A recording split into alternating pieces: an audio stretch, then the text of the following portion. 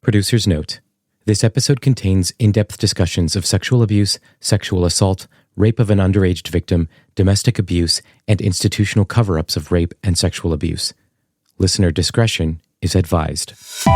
This is a Dauntless Media Collective podcast. Visit dauntless.fm for more content. This is Calista Uriarte from University Place, Washington, and you're listening to Full Mutuality. Welcome back to the Full Mutuality podcast. I'm Nate, and on today's episode, we're doing things a little differently. So if you've been listening for a while, you probably already know that we're a part of the Dauntless Media Collective, which is a network of podcasters and a community of people who are all on some path out of the oppressive religious traditions that we came from. But if this is your first time listening, welcome. So here's a little bit of background info on the Dauntless Media Collective. So a couple years ago, my partner and co-host Gail and I became friends with Jessica Goforth. And after some time getting to know each other, we discovered that we both had podcasts. So Jessica is actually the co-host of the Leaving the Village podcast, which she'll talk about in just a minute. And together, she and I formed this network, specifically aimed at providing content and community for cult survivors and others who are leaving abusive religious environments. If you are leaving a religious cult or you have been through spiritual abuse, please feel free to connect with us through our website, dauntless.fm, where you'll find different ways of getting in touch with us, links to our Discord server, where we have a growing community of others who are exploring life beyond religious fundamentalism, and resources for education and intervention, such as the Reclamation Collective, a group we regularly partner with that provides support for folks who are navigating religious trauma and adverse religious experiences. Anyway, here's a little bit about today's episode. So Gail and I had a conversation with Chris Peterman, who founded the Facebook page Do Right BJU and organized the first ever protest on the campus of my alma mater, Bob Jones University. Our conversation with him is divided into 4 parts, with each part guided by talking points our fellow podcasters provided, which will give you a sense of the themes and topics of their shows. You'll also get a chance to hear from each of them throughout the episode. The first part of the conversation will be about growing up in a Christian fundamentalist cult, which is kind of what Leaving the Village is all about. So joining me now is my good friend Jessica, who hosts that podcast. Hey, Jess. Hey, Nate. It's good to be here. So on Leaving the Village, what cult do you talk about specifically? We talk about IBLP, or the Institute in Basic Life Principles, and their homeschool program, ATI, the Advanced Training Institute. I like to think of ATI and IBLP as like the redheaded stepchild of Bob Jones.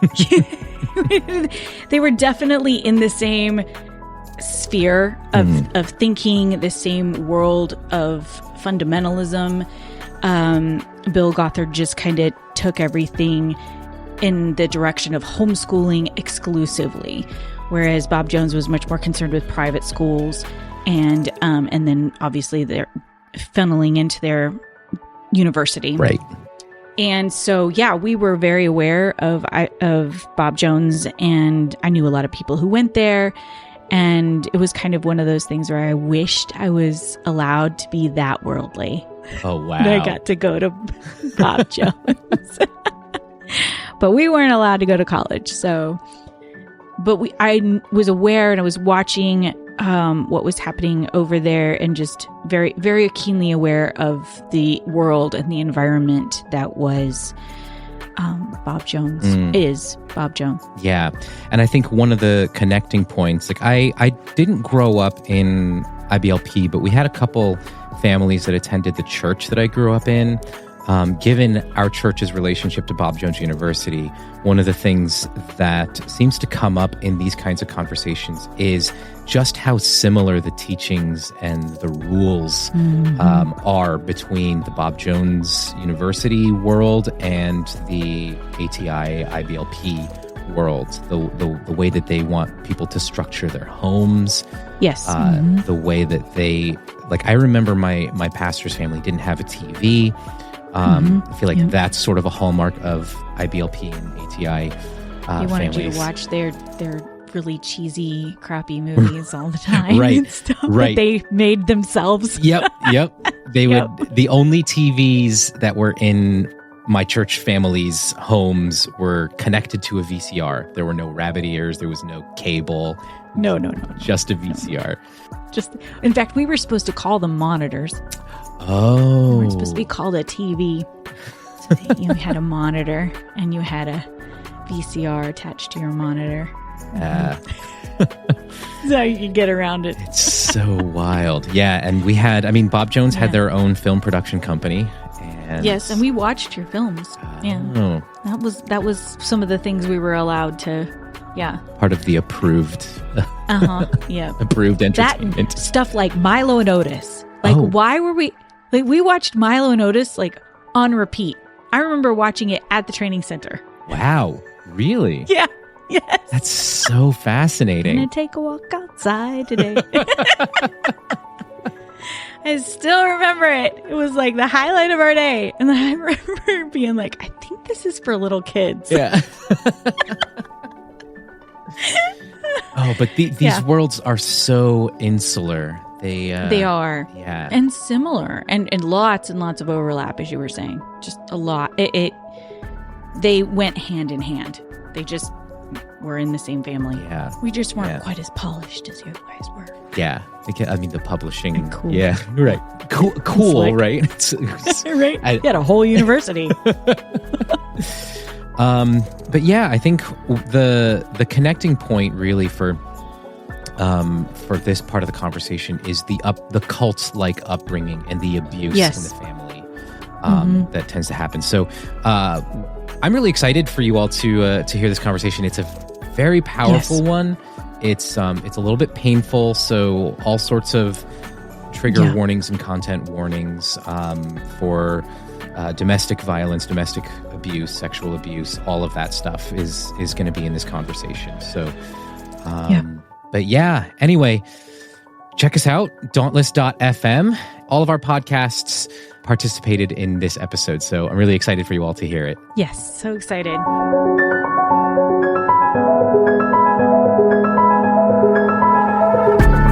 I'm curious, Chris. So many would consider BJU, if not a cult of itself, kind of part of a cult, probably like the headquarters or the epicenter of the IFB, or the Independent Fundamentalist Baptist movement, which I would argue is a cult within the larger cult of evangelicalism. So it's kind of rare for people outside of the IFB world to end up at Bob Jones University. So I'm curious, was that your upbringing? Is that how you kind of landed at BJU? Yeah, so I did grow up in the IFB. I'm actually from Florida. And so when I was growing up, I attended a Christian school in Bradenton, Florida. I started in K4 and went all the way through 12th grade. And that Christian school was started by a graduate of Bob Jones, and it became like a feeder school and a feeder church. So growing up, we always had BJU evangelistic teams come and do their little song and dance pony show to get their money to bring their little students on up. You know how they do. So it was always ingrained in us from the jump that if you wanted to be anything, if you wanted to be a good little Christian soldier for the faith, you had to go to the bastion of the evangelical independent fundamental Baptist faith, Bob Jones. So, of course, like a good little boy, I did what I was told. That sounds so familiar to me. We had those evangelistic teams coming to my church and school. I attended the church that ran our Christian school as well, so I was inundated. It really is a cult. Absolutely. And I completely agree. I was going to say, for those of us like me who grew up evangelical, which I agree with you, Nate, it's a cult too, but it's a cult within a cult IFB. I would say for people adverse to the word cult, as we were comfortable using it, but it's just high control authority groups is what is a good way of like phrasing that for people who are like, oh, I don't know if I want to use the word cult. Just think how high control authority groups. Evangelicalism has a lot of that, and then fundamentalism kind of doubles down on that in some very weird ways. For those who weren't a part of it, what would you like? What do you tell outsiders of like examples of how strange things were in your upbringing? Like, what were the weird things that kind of even stand out to you now as like, yeah, that was actually a part of my religious upbringing. Like, it is odd. Or like, are there certain things about it when you're trying to like help friends understand how intense it was that you would give as an example of how it impacted you or what it was like?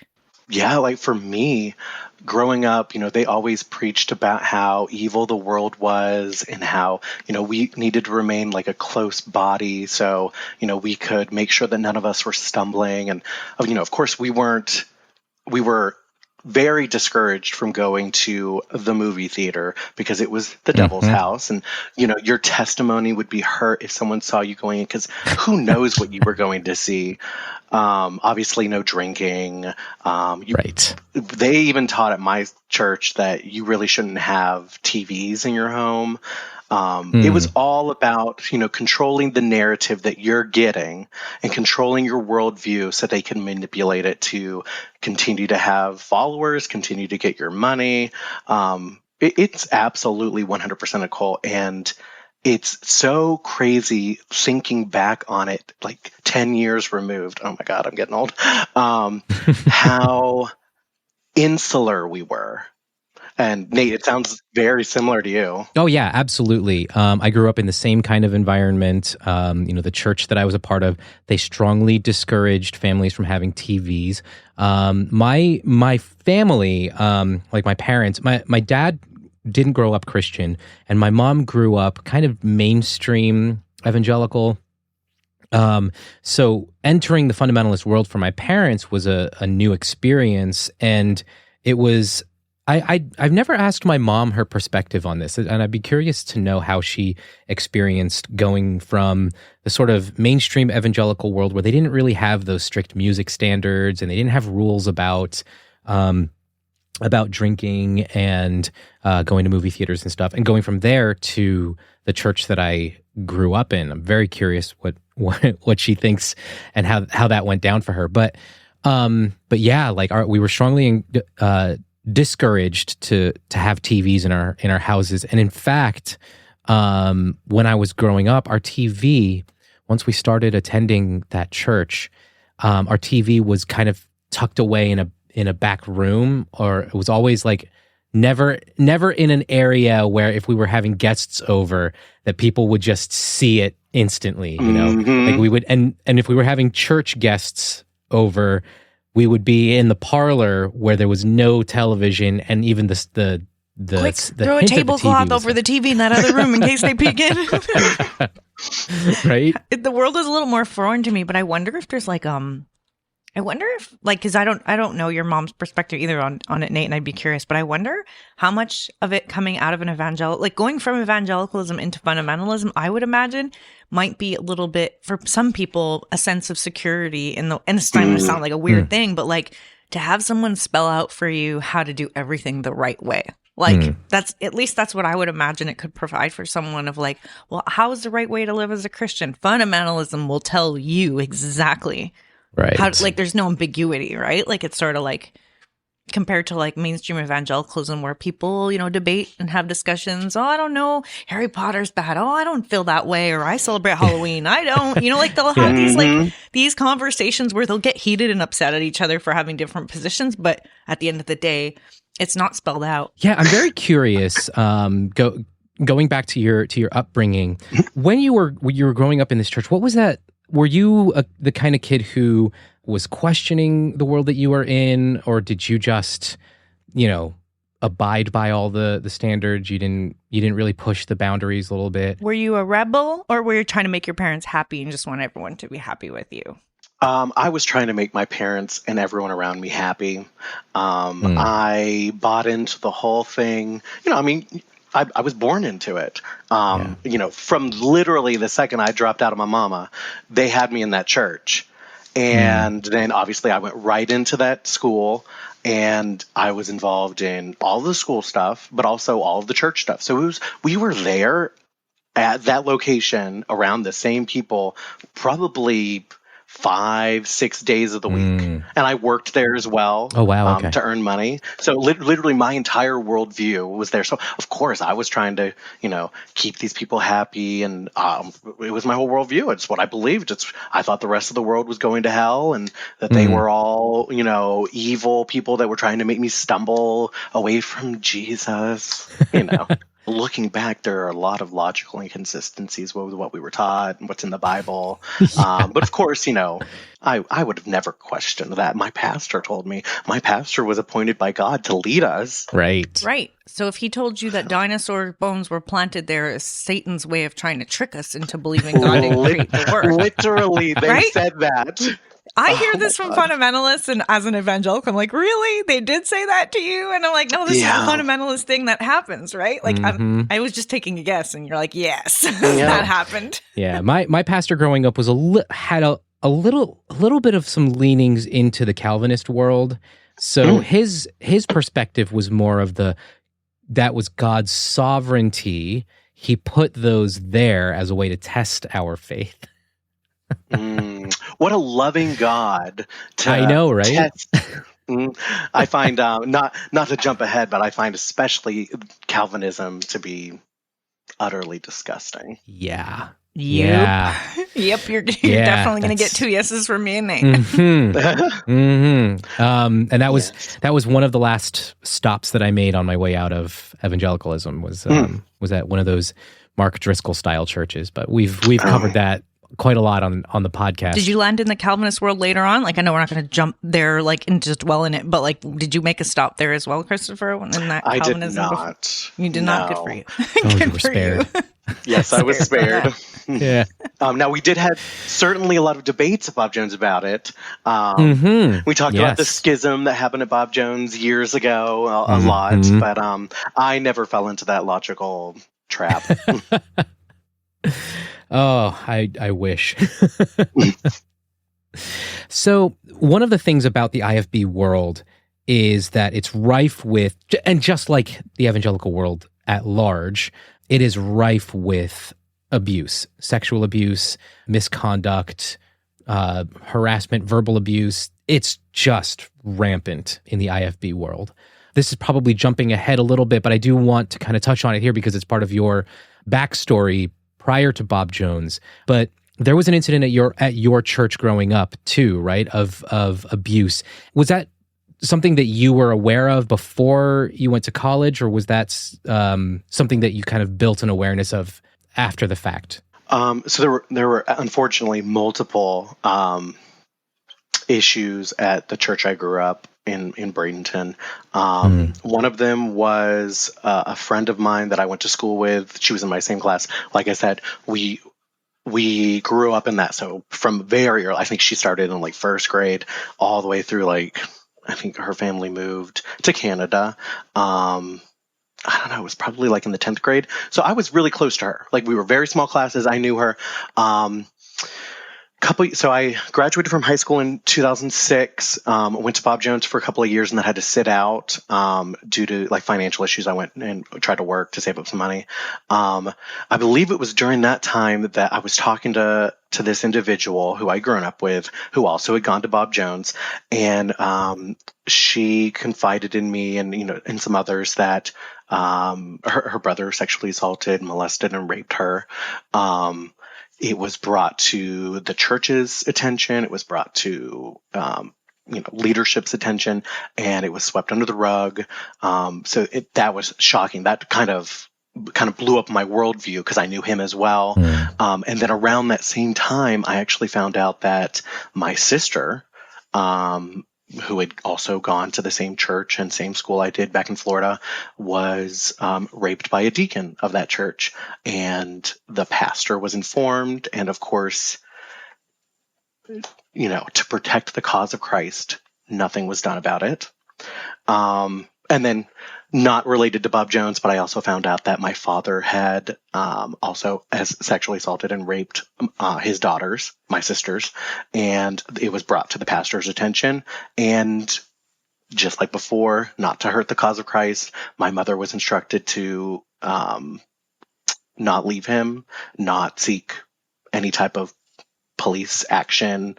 And that entire, it all happened in about a year span. It really shook my understanding of my faith, my belief in the structure of the IFB and of the church that I grew up in, and of course, Bob Jones. And I began talking about this in online groups and connecting with other people who had very similar experiences. And I just began to learn about how the church was responding to these victims. And it was terrible. There was no support for these people. So all of that combined kind of began shaping my view of religion and eventually led to my exit.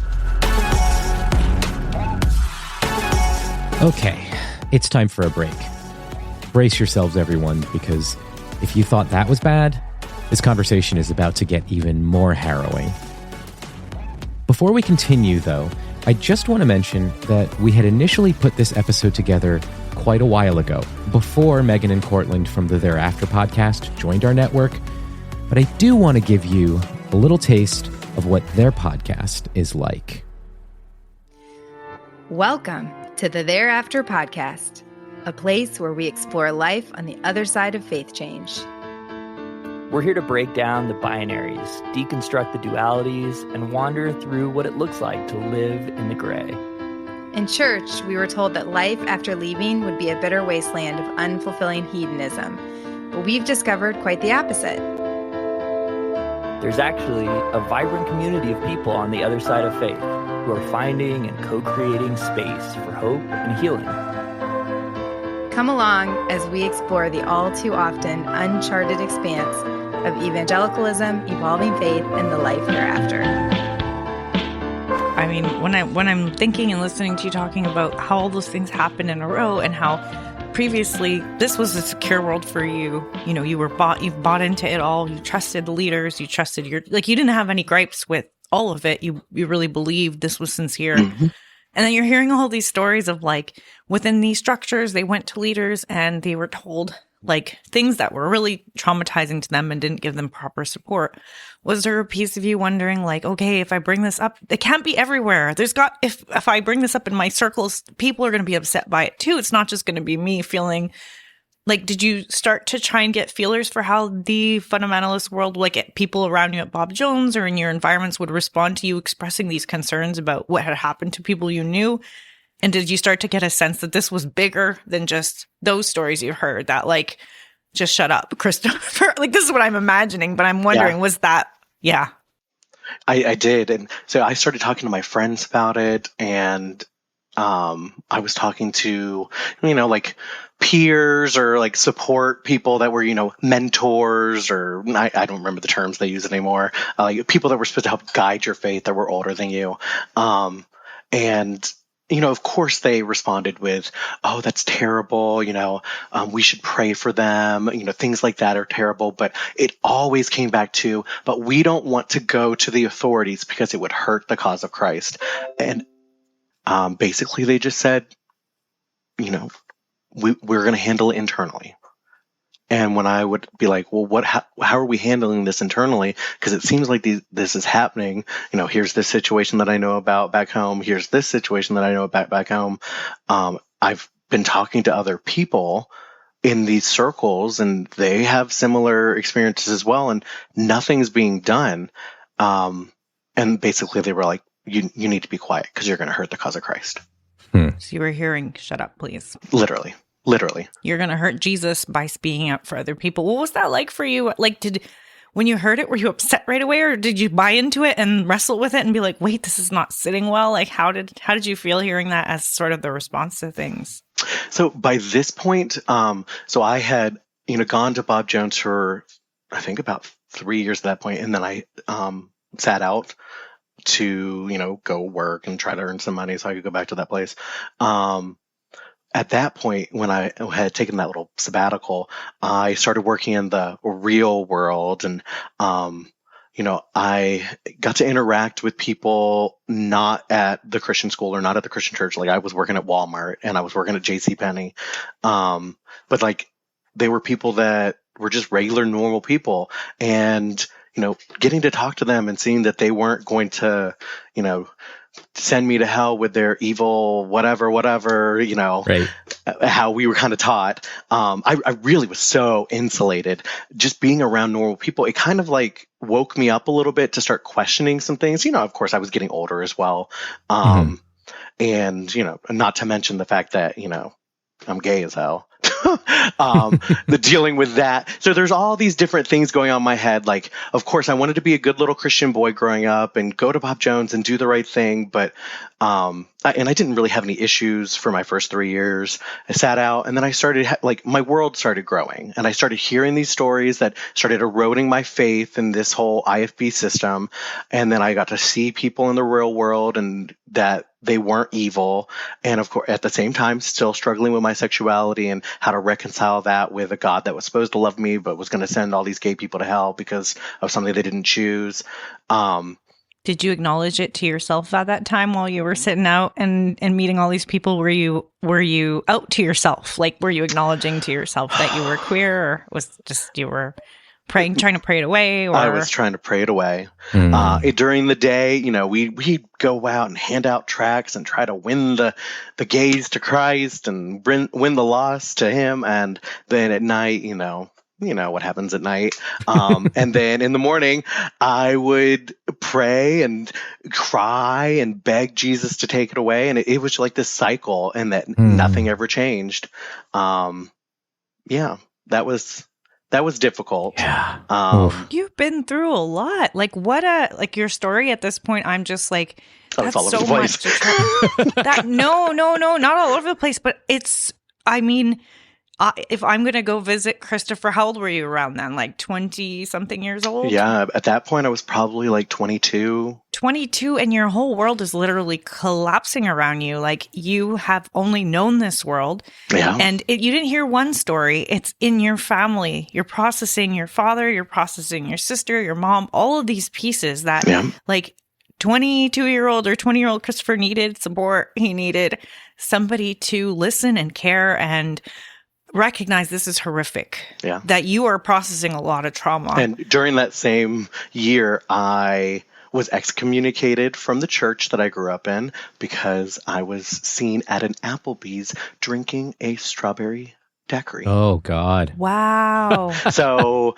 really, all of these pillars of my life were collapsing around me. And this is like before you go back to Bob Jones, right? Like, this Before is in between. You get excommunicated from your church. Now, does that affect Bob Jones's willingness to take you back, or No. do they become aware? They were not aware. No. Yes. Okay. Yeah. If I remember correctly, you only needed of course, I didn't leave and go back, but from what I recall, you only needed the pastoral recommendation to start off. Yeah, to start off when you're Yep. applying as a first-year student. Yeah. The church might not keep in contact, and you could stay there even if you got excommunicated. Ooh, was there a piece of you that just didn't want to go back, knowing all the stuff that, like, you got excommunicated from your church? You're learning about the IFB world in a broader context and the stuff that's not making sense. Does this thought of going back to Bob Jones, is it starting to scare you at this point? Absolutely. And I had friends that were kind of already moving out of it, like begging me, like, Chris, you do not want to go back. It's not going to be good. But Bob Jones wasn't accredited at that time. Yeah. All of that money, all of those credits would have been just thrown away. And I only had a year left. Yeah. I think Nate, when he hacked out his last year, that was his thought too. It's like, I only have to keep my head down for one more year and I'm out of here. One more year.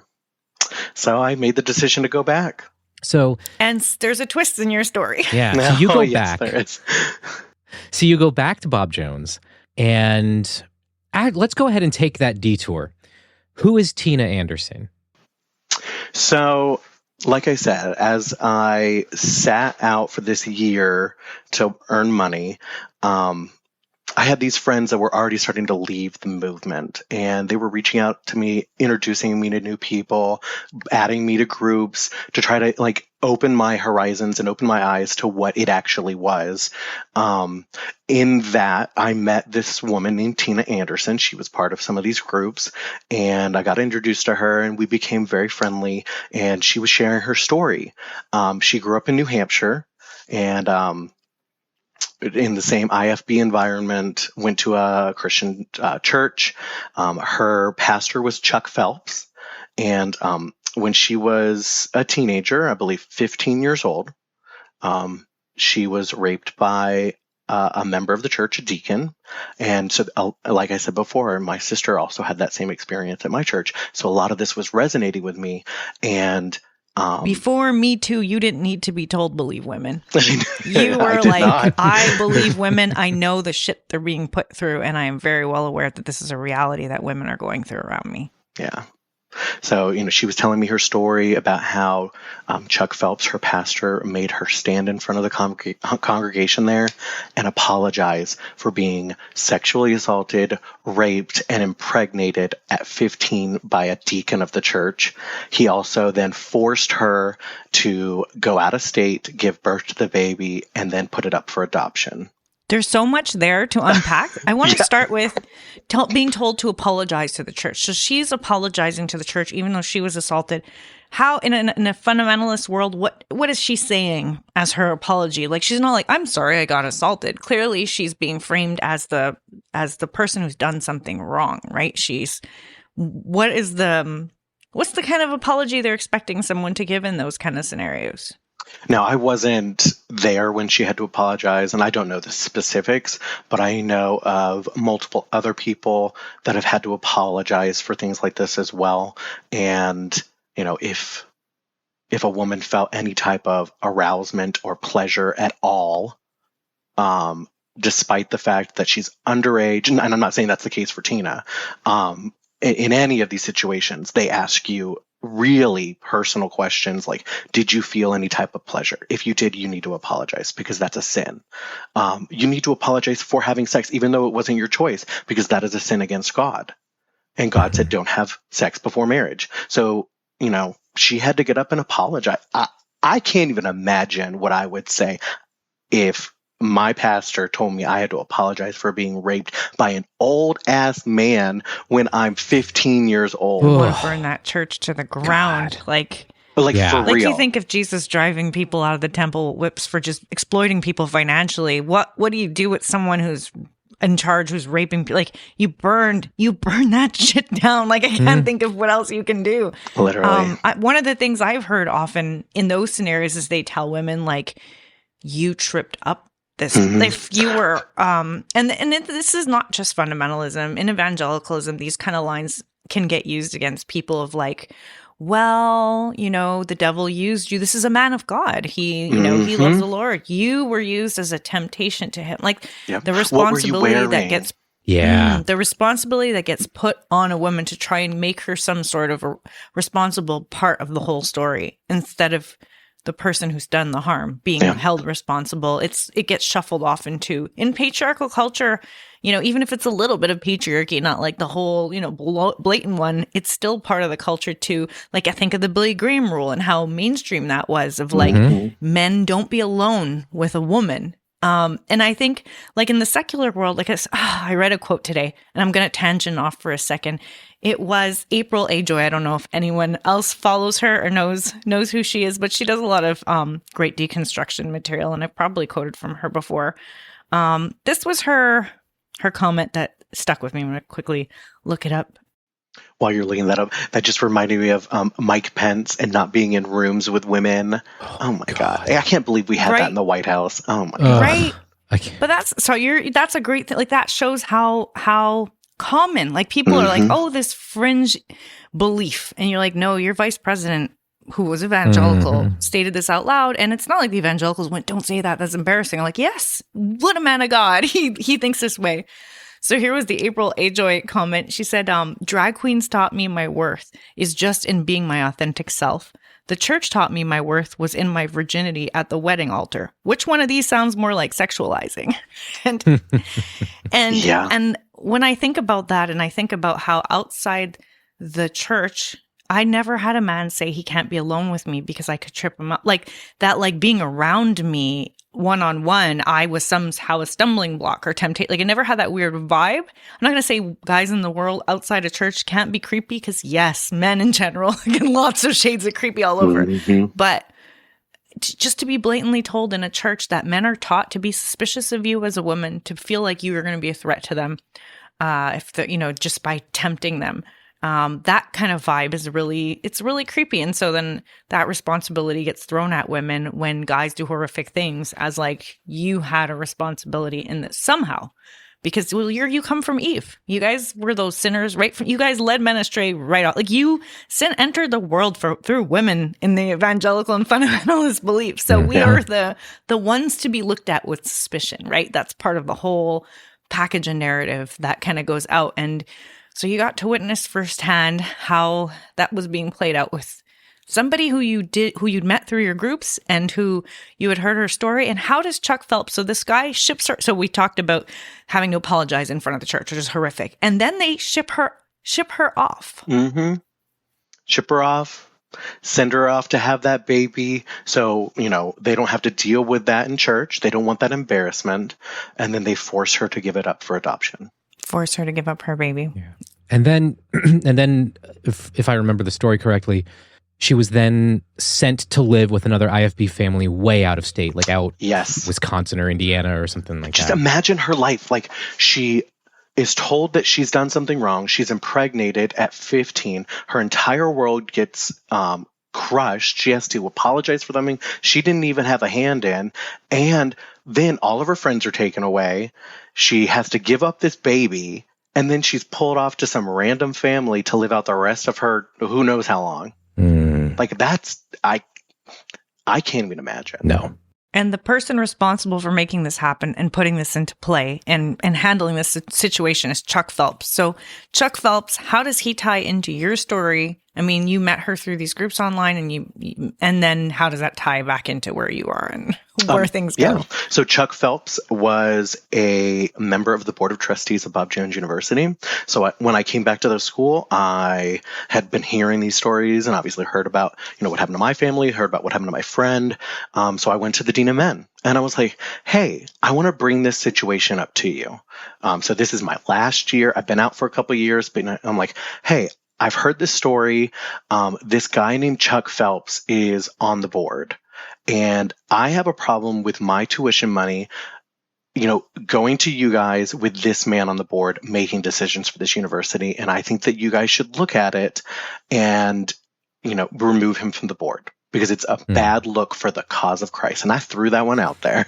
Oh, man. When you started this story about you going to I'm like, in my head, I'm like, no, Chris, this is not going to work. Yeah. This is going to go down in flames. This is just, they're not going to want to hear you speaking up. Was it Dalton? It was Dalton. Of course. It was good old John Dalton. Nate knows who you're talking about. Oh, yeah. Oh, yeah. I had many meetings with John Dalton. Was 20-year-old you imagining this could go good? Were you imagining? Yes. I still had faith that if something was brought, that they would at least look at it. And I went in and he literally told me to stop talking about it. Wow. And so you know what I did? I marched my happy little gay ass out there. I created a little Facebook group and started posting about it every day. Do right, BJU. Because were there hashtags a thing back then? Was like hashtag do right? There was. It was a long time ago, but there was just starting to be hashtags. Yeah, and I remember that group. I think I joined at one point. I remember. Okay, so then now you got to talk about the campaigns and everything, the stuff that you were organizing. This is a big deal. Okay, I'm going to paint the picture a little bit. Bob Jones University had never had a student-run protest, and they just kick you all out for protesting. Yes, they do. That was a point of pride for the administration that they had there was no student organization that students never rose up to express themselves in any meaningful way. And I believe, correct me if I'm wrong, Nate, that they talked about that being a point of pride in chapel and in meetings. Oh, yeah. I remember hearing it like in freshman orientation. Yes. I remember them talking about it in chapel multiple times. Yeah. What I'm hearing is them saying, we are in friggin' control. Nobody can oppose us. We will not let anyone ever speak against anything we're doing. And we want you to know that this is how we operate and this is the culture of this school. Like they're kind of, if they're speaking about it at orientation as a point of pride, they're saying we're in control of the students. 100%. I mean, and normal people don't understand what being a student at Bob Jones University was like. From being unable to walk on the grass to being unable to have a 5 o'clock shadow to, anything and everything. Couldn't have headphones, couldn't go to the movies, couldn't have a car until you were like a junior or something. I think so, yeah. Yeah.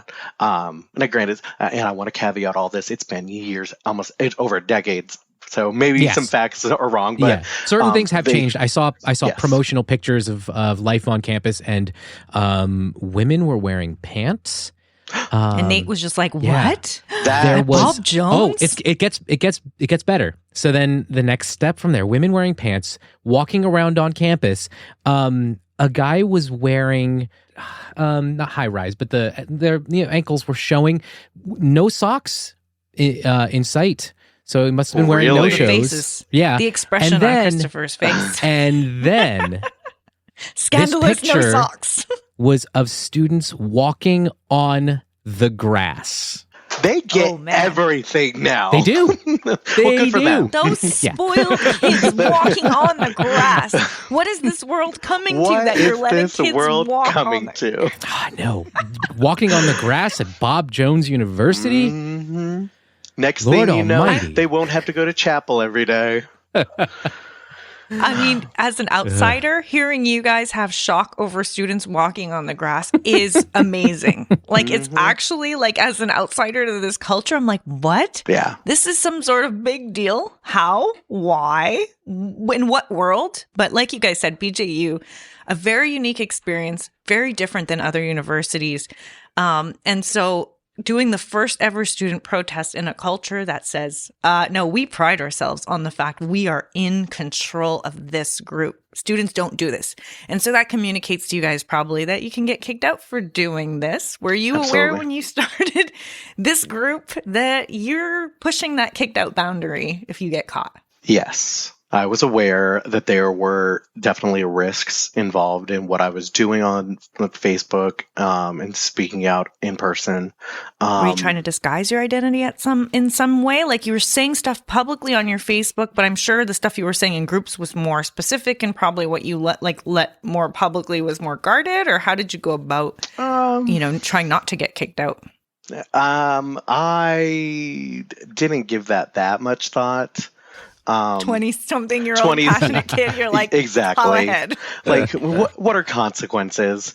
How fast did those consequences start to hit? How quick did that creep up on you? So, when I started the Facebook page, it gained, a lot of traction pretty quickly, a lot of media coverage, and, it was already in the media about Tina Anderson and Chuck Phelps and that whole situation. So it kind of got picked up and snowballed. So, and obviously the local media and even national media is aware of Bob Jones and the craziness surrounding it. So one of the reporters had actually asked a spokesperson, I don't remember the spokesperson's name, but what's going to happen to the people that are talking about this, and specifically, what's going to happen if someone goes to the Do Right BJU protest on December 12th? What year was that? It's like 2011. 2011. And the spokesperson said anybody involved would not have consequences. They wouldn't be kicked out. And I believed him. The spokesperson for BJU said that in response to the reporter. This concept of that there might be a student protest that might be going down the pipe soon, and what's going to happen to these students? Yes. They'll be fine. That's what fine. the school is saying, Paula. Yep. So you listen to this, you're like, oh, I can continue doing what I'm doing. Yep. This is going to work. Yep. I thought I was going to be fine. So I started the group probably, I think we went back to school in August. So I probably started it in like September or October, I think. And then, these are rough dates. And then I had scheduled the protest to be held in December. So in between like September and December, it had gotten some media coverage. The spokesperson had said that, and, we started talking. And I really had no consequences during that time frame. Now, obviously, because I was speaking out, I did have to go and have like weekly meetings with Dalton, the Dean of Men, just checking in and making sure that my walk with Jesus was good. And of course, they made me meet weekly with my floor leader as well. Oh, yeah, of course. Yeah. So, I was having all these counseling sessions. Mm-hmm. You felt like their surveillance of you had amped up. Like they were like ramping up. They're paying attention to you. They're zoning in on you. But I wasn't getting any demerits. Like I was talking and I thought, what's the harm in talking? If I can show them that this is hurting people, this is hurting women that are in this college, then what's the harm in that? If I'm not doing anything wrong, I'm not out here breaking the rules. Now, granted, I was breaking some rules, but they didn't help with that.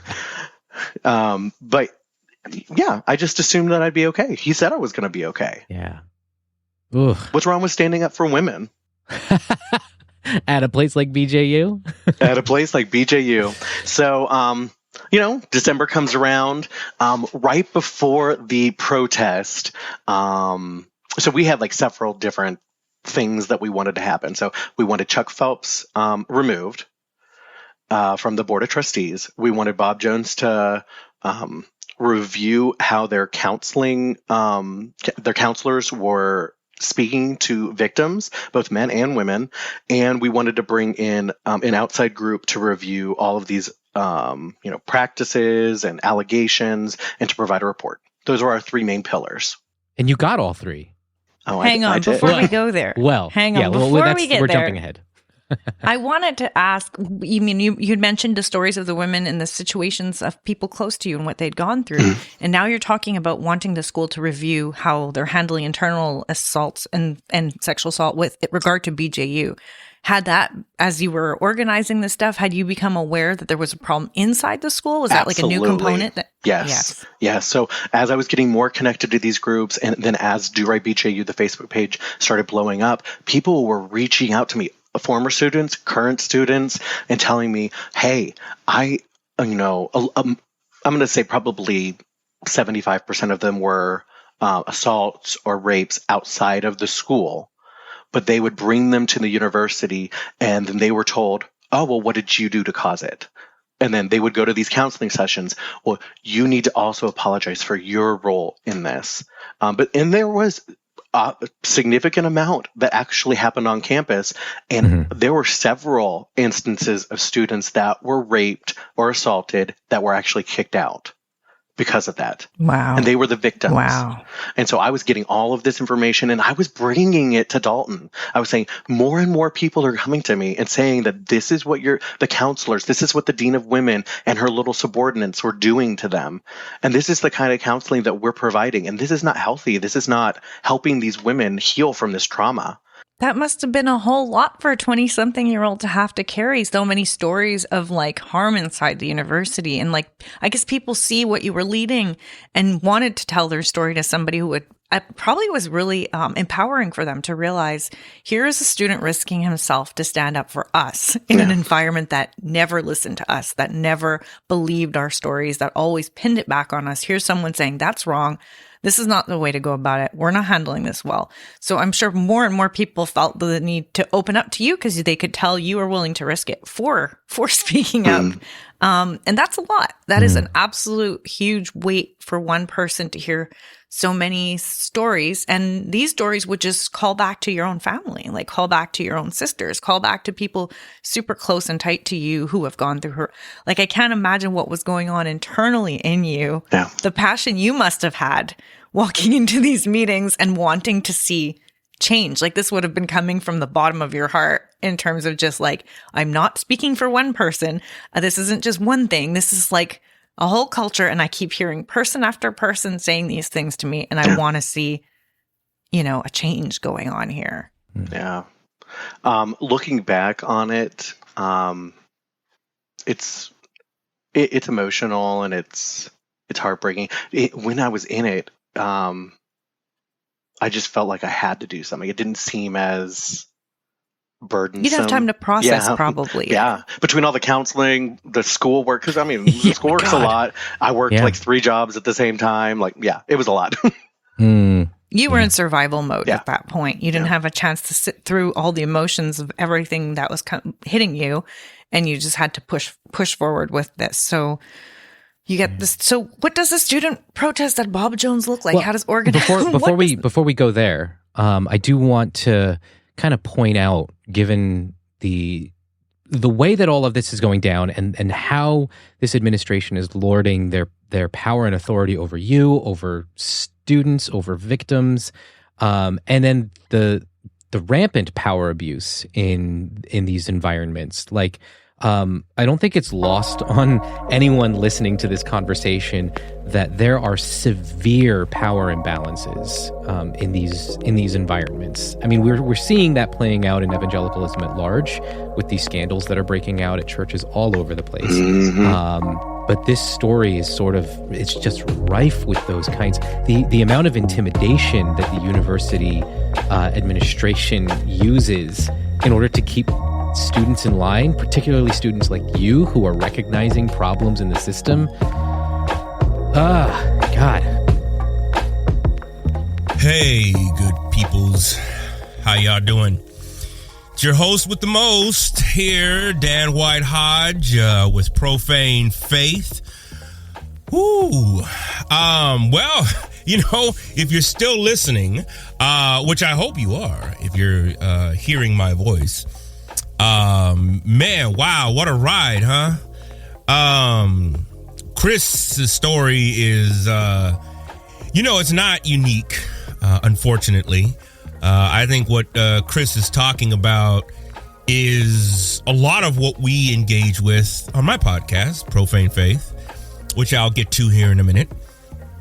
But I do believe that where we find ourselves in this era, one of the good things is that there is a large reckoning, a sharp interrogation of faith.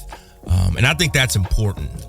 I think about the differences of 20 years ago, even 10 years ago for that matter, right? There was a sense of pastors, churches, religious environments that, there were some problems, but hey, it's God, right? And God fixes everything.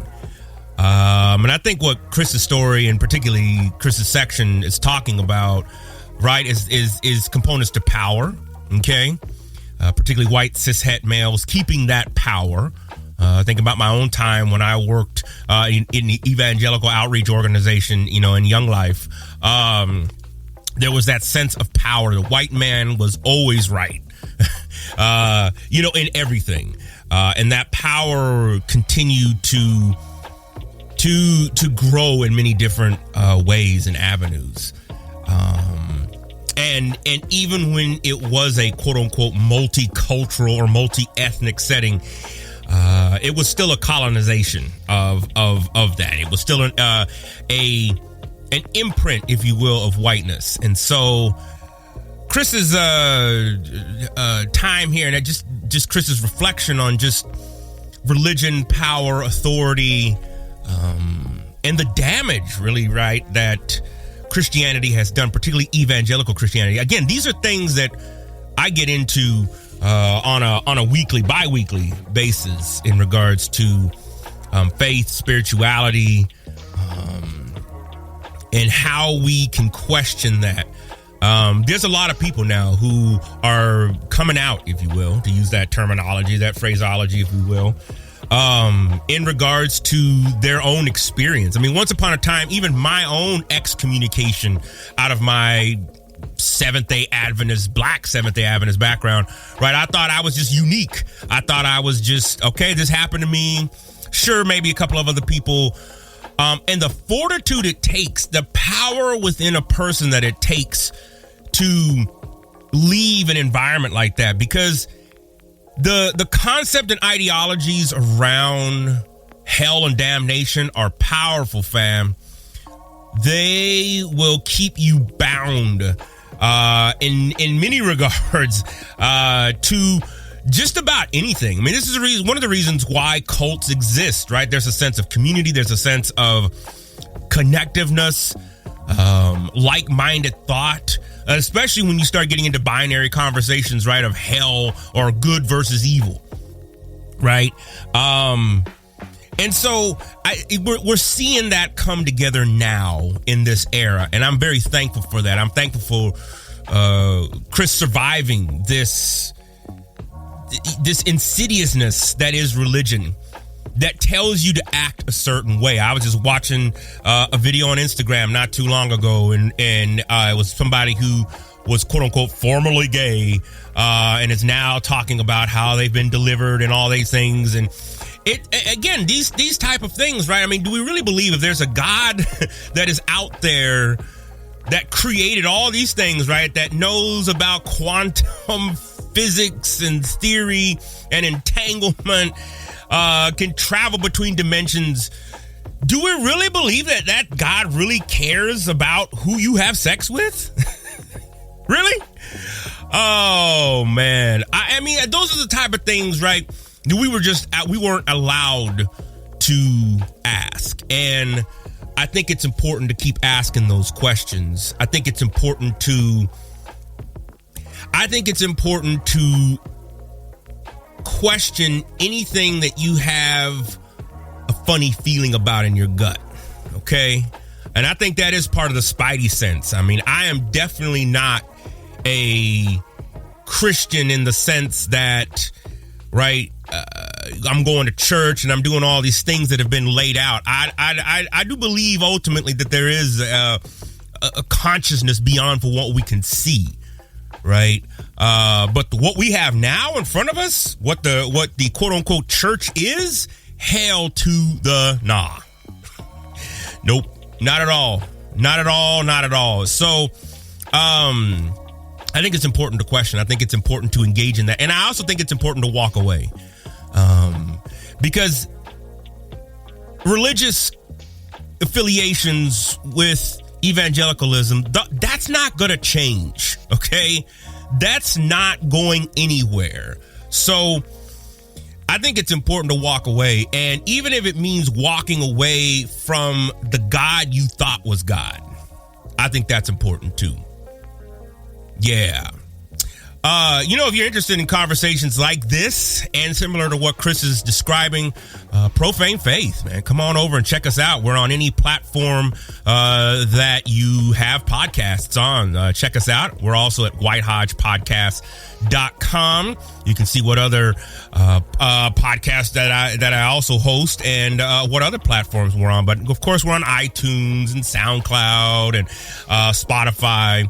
And we really just get into a lot of different components of faith, race, gender, human sexuality, intersectionality, and of course, my favorite, hip hop and hip hop theology. So if you're interested, come check us out, subscribe, always click on the links below. I know Nate and folks here, they have some good stuff. So click on those links, check us out, and let's continue on with these conversations. All right?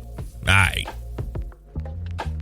I want to kind of look at maybe our traditions of origin and kind of have a conversation about how the leaders in these places, pastors, administrators at universities like BJU, like Pensacola Christian College, Northland Baptist Bible College, these fundamentalist institutions, and their strong aversion to activism on behalf of the marginalized and abused. Do you have thoughts as far as why you think there's such strong backlash? What this is like? What this is all about? Especially if you're talking about a faith that supposedly cares for, the least of these, right? Or they say. Claim to, yeah. What would be your analysis, Christopher? What do you think is the motivating factor on what what are these leaders thinking and what's going on with their responses? And any thoughts on that? It's hard because for me, I can't imagine giving that kind of response to a victim. Mm-hmm. And especially being in a position of leadership, you should have that innate desire to want to help and, encourage and grow, especially if you're a faith leader, you should be called to help the least of these. But it seems like through, all of these different stories, they're only concerned with retaining their power and their influence. Mm-hmm. And they don't see women as equals. Really, they see women as subservient. And that if it puts in jeopardy any man of God or any leadership or even, like I said, the cause of Christ, then her story doesn't matter and that she just needs to get over it. Hmm. I can't imagine being that, I don't know, cold-hearted, evil. Yeah. Where really just power is what you're after and you're going to do anything you can to retain that. Sounds like some severe narcissism.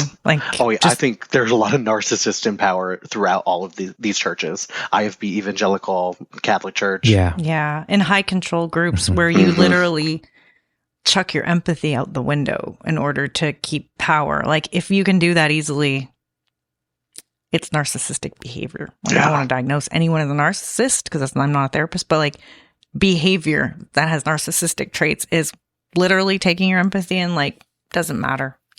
Person hurting, going through all this, that's not the focus here. It is me staying in control and in power in this place. That's I would get calls from people after while I was doing this, and they would be sobbing on the phone telling me their stories and telling me how they went to these counselors.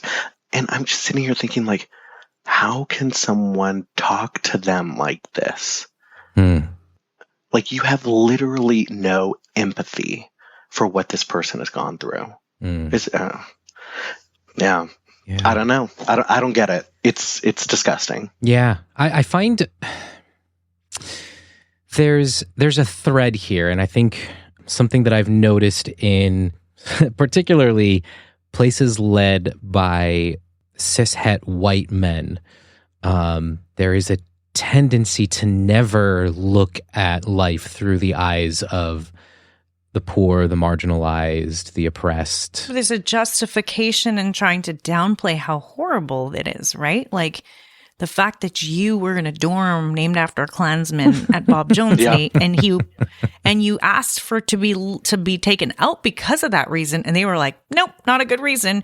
And the fact you have guys and we've talked about this before on our podcast, but guys like John MacArthur explaining why slavery wasn't a bad thing, the kind of things white men say and things that they ignore and justify, kids being caged at the border, so many things just become fine. I think you're totally right, Nate, that cishet white men, there's a problem. There's a very deep willingness to write off the humanity of everyone else. And it's in the culture. It's wild because there are things that even when I was a Christian, I'd look at scripture and I'd see these things popping out at me that when I then juxtapose it against ideas of justice, equity, inclusionary policies, it makes sense, right?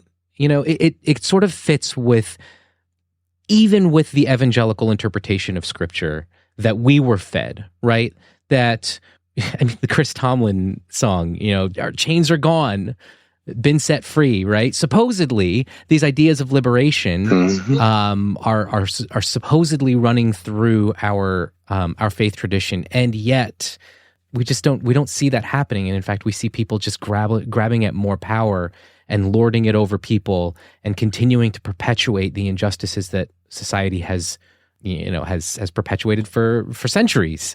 And we're not getting any better, and Christianity is making things worse.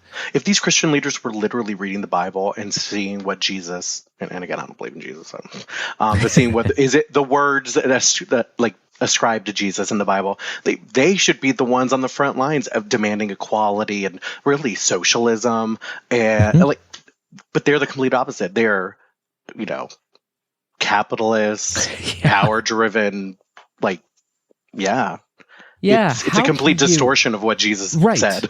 Exactly. How is them believing in Jesus more of a belief in Jesus than somebody who doesn't believe in Jesus, who takes his words to be meaningful in terms of the values, right? Like that is the piece that I always keep coming back to. It's like your stated belief seems to hold priority over following these values, which it's just this cognitive dissonance. It's this living in this sort of disembodiment, basically, where you can say you think certain things, but you don't actually have to put it into practice with live human beings. A gross distortion of any biblical practice that, it's disgusting. I'm curious, Chris, to get your thoughts on this here. Why do you think marginalized folks, whether BIPOC or LGBTQ plus people, why do they stay in these places for so long and subject themselves to these kinds of tortures, even when there's just so much evidence of systemic problems that continue to come to light? I mean, we're all in that category. Yeah. You, Chris, as a queer person, Nate, as a non-white person, and me as a woman. Why did we all stay in those places? What was the reasons behind each of us staying in those places? Brainwashing. Yeah. Fear of change. And when I tell you, y'all don't even know how many gays were in them dorms while I was at school there. I read Lance's book. And that was oh yeah, that's true. But that was only what, 19 people. That's only And that's a small handful, obviously. I find it all so frustrating, and this kind of leads me to another thought. And you've alluded to it a little bit, but I'm curious about your evolution over time as far as your faith, your belief. What does that look like over the different points in your story? From the young, gung-ho, Bible-believing Christian boy to somebody who would simply say, I don't believe in Jesus. So like I said, I grew up in the IFB, going to church from even before I can remember. My mother brought me. They enrolled me in that school. I fully was immersed in that ideology, fully believed it. Went to Bob Jones, started questioning a little bit after I sat out. But then, going through this ordeal my last year there, where I didn't see that empathy that we were told that Jesus said we should have, and that was one of Jesus's main tenets, was loving everyone. I began to start questioning, maybe the IFB is incorrect. So, I got kicked out. We haven't covered that yet, but I got kicked out. Yeah, we'll get there. Moved to Charlotte, and I went to what's that crazy church in town? In Charlotte. It's a big mega Elevation, church. is it? Elevation. Oh my God. So I was like, let me not go to an IFB church because clearly they don't like who I am. Oh man, we haven't had anyone cover Elevation with us at all. Is that Stephen Furtick? Am I getting the name? Stephen Furtick. Yep. Yeah, good old Stephen. He is cute though, but what are the highlights of the Stephen Furtick nonsense? I'm trying to remember because this guy has some weird things attached to him. What stuff he's done? When I was a children's minister, I remember seeing Elevation's children's curriculum, and they had coloring books. They had like the 10 tenets of the church or something like that, and it was always like had something to do with Pastor Stephen's. We're grateful for Pastor Stephen's vision for the church. That kind of stuff. Yes. And I remember there were coloring book pages of Pastor Stephen that the children were coloring pictures of Pastor Stephen. Cult leader. Literally, cult leader. So you had that experience where, like, what Nate is expressing with the children's coloring book and coloring in Stephen. Well, no, he wasn't a kid. No, I didn't see any of that. But I did see. But what the story he's telling doesn't sound far fetched from what you've seen in terms of his ego and cult leader. It was very culty. I went for probably 2 years. Wasn't super involved, but I started noticing this pattern of give us money, give us money, give us money. And then I'd read Charlotte Observer articles where he bought a mansion on the lake, and he went on this trip and this, that, and the third, spending all this money. I'm like, well, what about this homeless person that I see on the street every day? What are you doing for him? Why are you building these massive mega churches with all this fancy equipment? And basically, I was kind of struggling with the music culture at the church at that time, because I had just left Bob Jones, obviously, and I was like, oh, this rock culture, but you can't give any money to the community. And then, he started preaching against gay people, and literally every sermon, give us more money, give us more money. Nothing really specifically stood out to me other than I just wasn't connecting with it. It just seemed like a place to go to say you go there to give some money and to make yourself feel good, but I didn't feel anything that I wanted to feel. I didn't feel God. Felt void of anything to give you flourishing and happiness or spiritual development or anything. Just empty. It was just Stephen Furtick up there spouting off what he wanted to talk about, and So from Elevation, at some point you leave that world, and are you done with the evangelical world after that? Done. I haven't been back to church since. Good for you. And how many years? Oh God. This will be my 10th year. Wow. Yeah, because I got kicked out in 2012. Went to Elevation for probably a year, maybe a year and a half. So okay. Yeah. Wow. Good for you. Do you find the more years you are out of it? This is my experience. So I'm curious, pick other people's brains and see if they're mirror or they're different. But I feel like every year that I'm out, things become a little more clear, like a fog clearing. Absolutely. And different things pop out that maybe were not as obvious at first about everything you kind of went through. Yeah, it all seems so foreign now. Like, why would you let somebody stand up there and tell you how to live your life? Like, you've got to figure out how you live your life and what you base your morality and your values on. And what is a 2,000-year-old fairy tale book going to tell you about the real world that we live in today?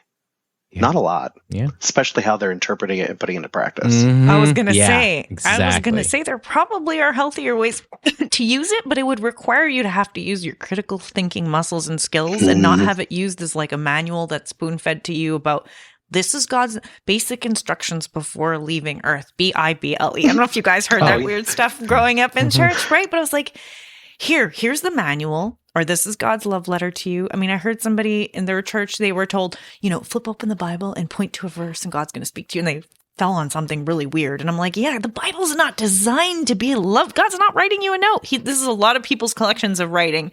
And if you take a historical approach to the Bible, you'll probably get stuff like any piece of literature. There's weird stuff. There's interesting stuff. It's like a smorgasbord of stuff. But like if your interpretation of this is like a consistent manual that tells you how to live, good luck, because it's not a straight, like it contradicts each other in tons of places in terms of how to go about. And it's evolving. It's an evolving many different stories put together. Yeah. Oh, and not to mention the fact that the canon of scripture was determined by a bunch of old guys who met up for a council and said, "Oh, this is what's going to stay in." And without the input of women, they just they know how to do these. Yeah, and the fact that it allows slavery and condones rape. Yeah. Seems like a great model for life. I regret to inform you, you're on chapel probation. Kinda. Mostly. I'm your host, Scott Okamoto.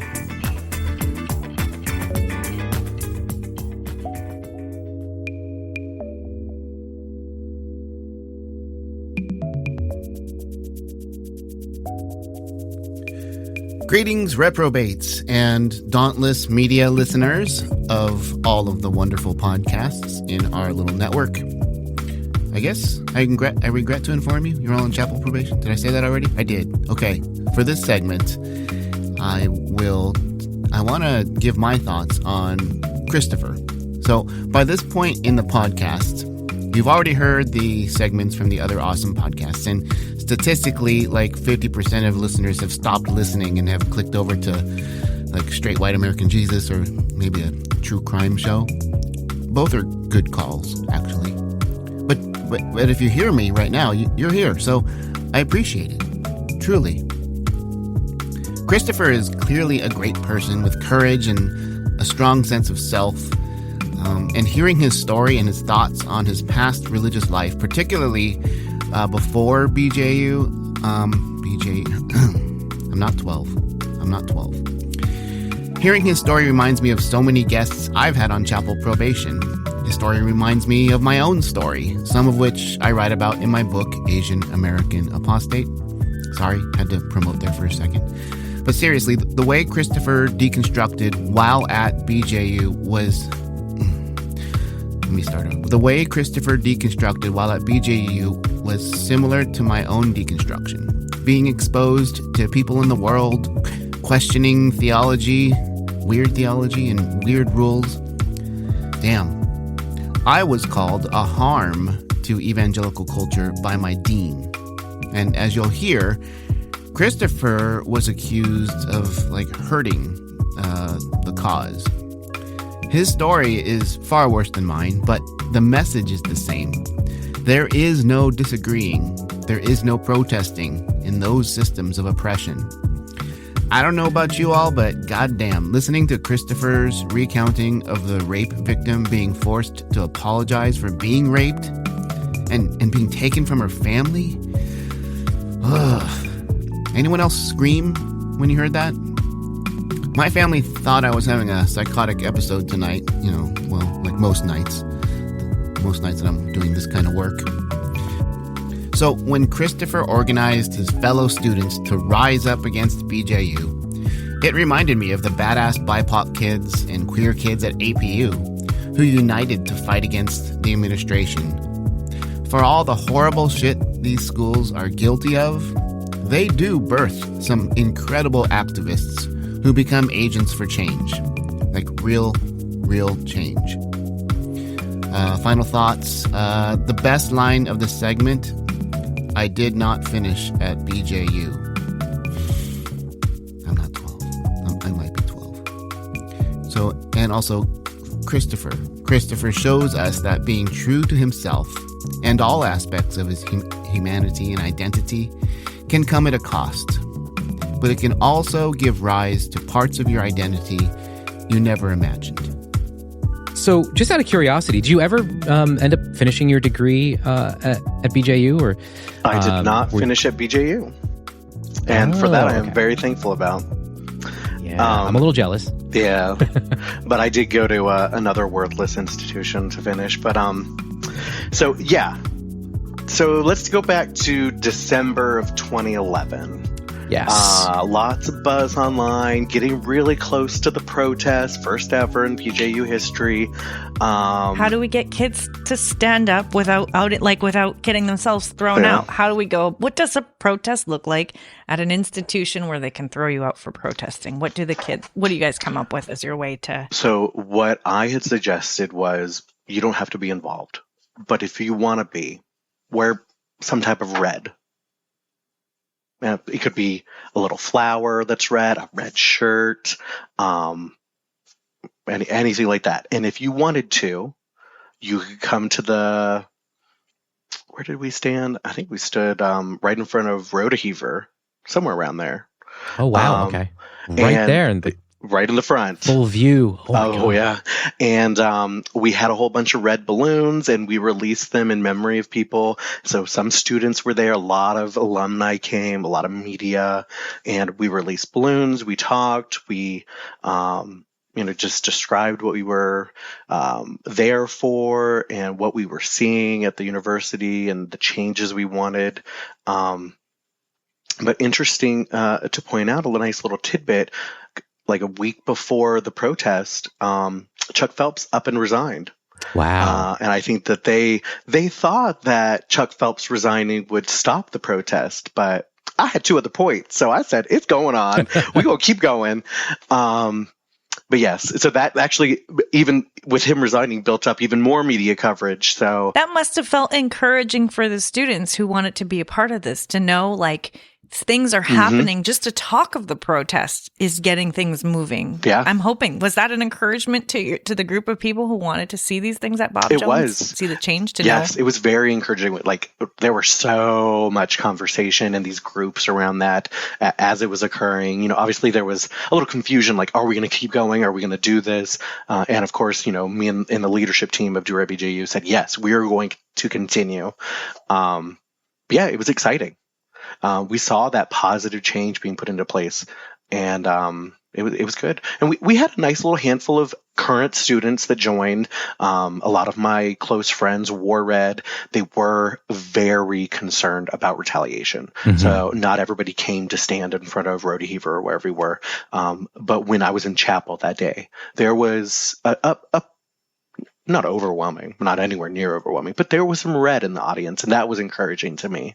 And then we did have a lot. That's a clever way. Yeah. That was a really clever way to be like, here's the option, you can all stand with us, or if you're afraid, you can wear red. But like, how does the school, like, if you just have a tiny bit of red on you, like, yeah, what are they going to do? How can they prove you're being, you're part? Maybe you just, maybe you just weren't paying attention to anything. I didn't hear about Do Right BJU. What's that? Yeah, I don't follow those kind of accounts. I just like the color red. Yeah.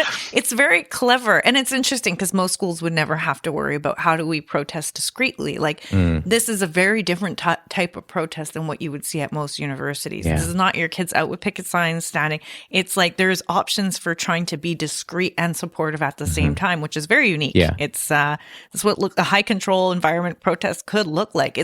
I don't know. Yeah. Like, that's the first student protest at Bob Jones. That's kind of a historical, really neat thing that you encouraged and got rolling. Yeah, it's funny because where I work currently, it's sort of known for its protests. There have been, and it's kind of how the university has shifted over the years. And there were massive protests over big things. There was, even in the 90s, apparently there was a former president of the university who made a statement at one point that Black people were genetically inferior, and the school rose up in massive protests. Since then, there have been quite a few changes at the university. What year did you say that was? That was like 94, I think, 94 or 95. Isn't it shocking to you that we were alive and those conversations were happening about human beings? I know. Like, I don't understand. It's sort of the American history. Yeah. Like, it's sort of the U.S. was built on the backs of Black enslavement. Like, that's American. That's the history. They get scared. They try and literally legislate to keep out of schools so the U.S. could never have to look at that and think about the kind of the start of things and what's been baked into the Constitution from the beginning and the get-go. And who was that written for when it says all men? I mean, we're still dealing with the consequences of that. That's why higher education is not free in America, because they didn't want Black people to be able to go to school. Exactly. Defund public schools. Yep. Yeah. Channel it into homeschooling and private charter schools. I mean, Bob Jones's own history was a response to that. Like, my Christian school back home in Florida was a direct response to desegregation. That is where the Christian school movement came from. Yeah. These white people didn't want their little babies to be around people that they didn't find acceptable. Yep. And that is disgusting. So that's BJU. that's where we come from. Yeah. So these days, what do you have anything you haven't been in church in 10 years? Thank God. But do you have any kind of identification as far as your spirituality, or even just a way that you approach life and the world around you? Is that driven by any kind of spirituality or faith, or is that driven by a belief in yourself or humanity? What does that look like for you? I would not call myself spiritual. I often ponder reincarnation. I hope that we, get to go and choose to come back and continue growing. I think that's a beautiful story, but who knows? Who knows if it's true? But I think in this life, we should all be striving to be the best we can be to each other, spread kindness and love and help those that are, those less fortunate than us. I try to, just bring that positive energy and change into my life by being empathetic with others who are going through challenges, but spirituality does not resonate with me anymore. I look at the amazing impact that you've left on BJU. I look at, you talk about your protest and how Chuck Phelps, was pushed, he resigned right before. You had your other goals, and I know we didn't touch on that, but I did want us to go there for a sec, because you're talking about making a difference and grace. Yes, grace. So obviously, you know where I'm going with this. Other people are like, what are they talking grace? About grace for? Are they going to go back into that uber spiritual thing where they just cover it all with God's grace? That's not where we're going if you thought so. Tell us about grace and what was the resulting of what you did? The school tried to squash you. They kicked you out. Okay, we didn't even get to the kicked out part. Yeah. We're missing a lot of pieces to this. So where do we want to go first? Do we want to talk about grace first, or do we want to talk about what happened to you? You getting kicked out. In the aftermath of all of this? Well, let's go to the kicking out first, if that's okay. Okay, cool. So did the protest, got some media coverage, but things were fine. Nobody got kicked out. It was like December 12th. I think winter break was right after that. So went home to Florida. Started the new semester, my final semester at Bob Jones. I will be out of y'all's hair. I have my paper. I'm going to go home. I'll send you my money to pay off this debt, and it'll be over. Y'all do you, I'll do me. Happy day. Well, come back to school, and, I had told you that they had already had me in counseling, and they were monitoring me. Well, that went from that to like 1,000 times more. And this is after the protest. Is after the protest.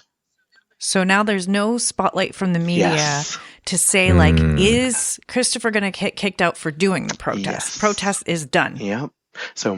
So now they changed their tone. Now they started changing their tone. So I remember I came back, and one of my first counseling sessions was my floor leader telling me that when Jesus returns, he's going to bring a big sword, and I'll be the first one he kills. What the fuck? What? Because I hurt the cause of Christ. I swear, I'm a broken record, but they love calling it the cause of Christ. They do. They do. That is one of their favorite phrases. Yeah. Hurting the cause of Christ. And he told me that I was going to be cut down with the sword. Wow. No, I just can't fathom that this is what they said to you.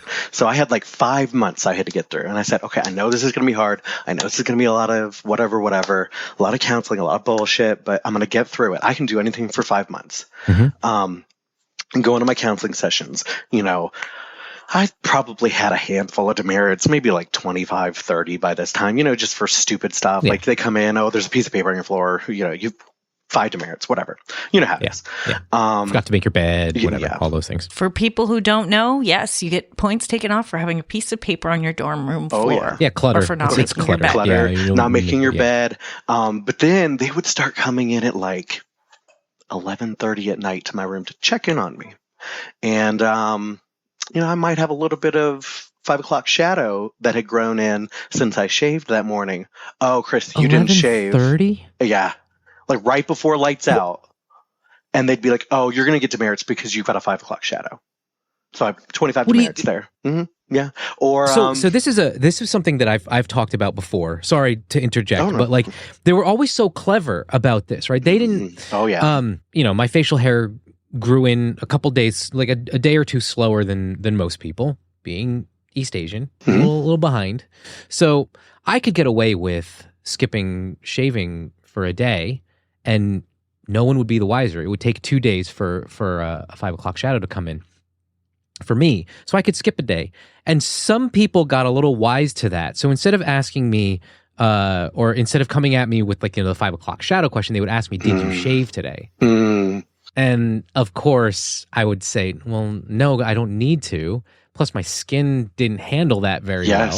So I would skip a day because A, my facial hair didn't grow in that quickly, and B, if I did shave every day, I would be a red, splotchy mess. Mm-hmm. I didn't want to walk around campus like that. I was a single college student who wanted to attract girls. I don't want to walk around with red patches all over my face.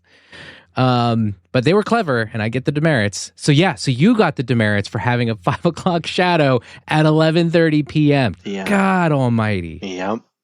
And I remember one time I had posted lyrics to some contemporary Christian song about Jesus' love or some bullshit like that. And of course, the next day I get called into the Teen and Men's office, and they're like, Christopher, these lyrics are not appropriate. We're going to have to give you demerits because you were listening to music that's banned. And I said, I wasn't listening to it. It's literally the lyrics. Didn't matter. Got demerits for that. Mm-hmm. So it's still chugging along. It's probably like March by this point, and I think I was up to like 80 or 90, maybe 100 demerits. I'm like, okay, well, this is more than I've ever had, but I've only got a couple more months. I can make it. Well, I think it was probably May, maybe in like April. I had walked over across the little bridge and gone down Wade Hampton, I believe that's the name of the road, and gone to the Starbucks right there. Okay. And I was sitting on my computer and I was watching Glee. I'm a raging homosexual. Of course I was watching Glee. This is back when it was super big, but and there was no. I got into Glee. Yes, it was great. I mean, great being what it was. Yeah. There was no rule in the rule book about watching TV shows off campus. There was nothing like that. There is now because of me, but that's another story. Wow. But they had their little people that were following me and reporting back. So I see, somebody walk in from Bob Jones, and then I'm like, oh God, I'm probably gonna have to talk about this because they see I'm watching TV on my computer.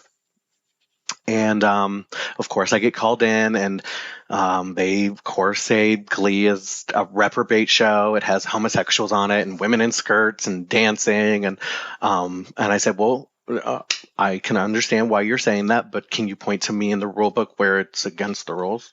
And they could not. But I still got demerits for that. So at that point, I think I was like 125 demerits. And I think I had. Did you start to think I might not make it? Yes, God. I did. Yeah. I did. And then.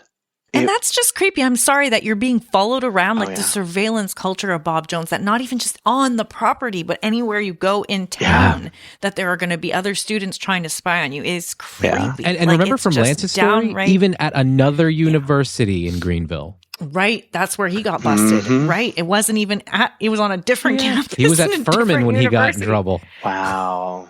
Oh, man. Like that they'd follow you into another university to like get you, to catch you. Yeah. So you're at 125 demerits. So approximately, somewhere around there. Approximately. Yeah. And I don't remember what caused this, but it was 9 days before graduation, and I got the call to go into John Dalton's office. I think I had posted something else on Facebook about, I don't even know what. I think it was another lyric or something that I didn't think was as bad. But, he was like, wow, Christopher, this is another 25 demerits, and that's going to put you at 150. And unfortunately, we got you. We're going to have to kick you out. And I said, John, or no, of course I wouldn't say that. I said, Mr. Dalton, let's be real. I understand that this is in retaliation for Do Right BGU and the protest. You've already stated that you're going to kick me out. And I'm going to tell you right now, if you do that today, I will have every news media on my doorstep by this afternoon. You kick me out, it'll be all over the news again. And he said, okay, well, we won't give you demerits for that, but now we're going to give you demerits for trying to blackmail us. And so I said, that's fine. I was getting kicked out either way, bitch. So, yeah. So, of course, I called up the news. 9 days before graduation, they were happy to take that story. Bunch of alumni rented a plane, had this huge banner, Do Right BJU, that flew over graduation. Wow. But I did get kicked out. And probably the best thing that's ever happened in my life. I would not want a piece of paper from them to even wipe my tail end on. So, yeah. got kicked out. Wow, good for you. But I did get to threaten, and I did actually follow through with the blackmail with John Dalton, and I hope he had lots of lovely conversations with Bob Jones III about that one. Ooh, God, I got chills. Who wouldn't want to be a fly on the wall? I got those good chills, like that. Well, because you know the characters in this story, Nate, Yeah. like very in depth. So we've got to cover now the aftermath, right? Because at the end of the day, the university retaliated, but the news is out there. There's a problem with the way that this school, this administration, the counseling department, the psychology department at the school handles cases of sexual abuse. Yeah. Did Grace come in after they kicked you out? So was that interestingly, I read after I got kicked out that they were already in negotiations to hire on Grace, but it hadn't been announced until I'd been kicked out, and I think they announced it in the summer. Okay, so for those of you listening and wondering how you call Grace, aside from your relative, your aunt, your cousin named Grace, there is an organization. It's an advocacy group called Godly Response to Abuse in Christian Environments. It's led up by Billy Graham's grandson, Boz Tchividjian. And if you've been listening to our podcast for a while, you've heard us mention Grace with respect to Hillsong, because Boz Tchividjian has gotten involved with certain incidents involving Hillsong College, as far as helping to advocate for a student who was sexually assaulted by a leader at Hillsong College. But so Grace, this organization, was called by the university to do an investigation. To do an investigation. Well, I find that so interesting that they're in negotiations with them and they wait till after, and you got press. I mean, not only did press cover the fact you got kicked out, but then to fly an airplane, sing to right BJU. That sounds awesome. But I can imagine that, to these men who love power and who like to have the final word on things, you kind of figured out a way to have your final word stamped onto things as you left. And I'm sure that aggravated the hell out of them. Like, I'm sure these white men who, they want to threaten you and kick you out, don't want you having your last word. So you've shone a spotlight and you have the media back on BJU after protests has been, they probably, side to side, okay, that's done. Now we're going to retaliate against Christopher. And they're probably not thinking like long game, right? Like that this could backfire on them, even if they kick you out later on. Now they have attention back on them. They have this conversation getting reignited. So even though they're in talks with Grace, now they've got to show that they are a university that cares about the harm done that's to committed students. to change. And right. Committed to change. So this comes out after they've kicked you out. And I just want to say, it is a fruit of your labor, because not just in ticking them off, which is great. You got them that angry that they were just looking for a reason to get rid of you. But this was a movement that was building on campus through what you were doing. And that was one of your 3 requests. Even after Chuck Phelps resigned, it was no, we're still protesting. We want accountability for the school. That is one of the 3 things we want. And so you're kicked out. And this goes forward. They actually hire Grace in. And this is an interesting story. Were you following along, keeping tabs on what was happening after you left? I was watching, because, they hired them on, they had them for a little bit, then they fired them because Grace wasn't doing what they wanted them to do. Yep. And then they got another huge backlash about that. Oh, yeah. Oh, my God, these people. Oh, and I signed my name on that petition. Me too. I'm bring them back. Imagine as students, they've questioned so many people and have taken the time to interview. Yeah. And these women have opened up about their stories. They've had to relive their trauma in hopes that the university can make change. And then the university's like, wait, us power men, we're not in control? We hired this organization and they're not doing what we want? They're trying to hold us to account? No, we're done with this investigation. And what did Bob Jones give as their sort of excuse for letting go of Grace? What was their spin on? They're not doing this properly? I believe it was there was just a disagreement on. This is outside of the scope of what we asked them to do. It was like that. I don't know that we got the exact reasons, but basically what I gathered was Grace wanted to be fully transparent and Bob Jones wanted to have a very limited scope of what they were reviewing and to be able to control the narrative when the report got released. And Grace was like, no, we're an independent agency that's going to come in and review everything and release our findings on our own with what we find, and you will not control our narrative. This is just fascinating. Like, Nate and I were recovering the story before we had you on, reading the article that was talking about it, and it said, the school, when they got the backlash because they fired Grace, they said, oh, no, we weren't trying to really fire them. We had planned to hire them back.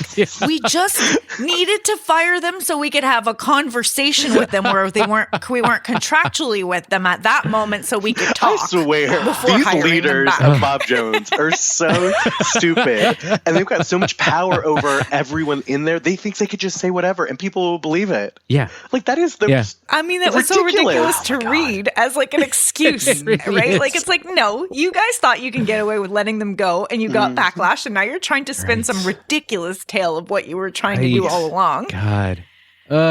So Grace does finish the investigation, and they do go through with it, and reports come out about what has been going on at Bob Jones, which I'm sure for you was probably not a surprise. But having those stories out there and getting messages back saying thank you for doing these things that allowed this to happen so I could get my story out there.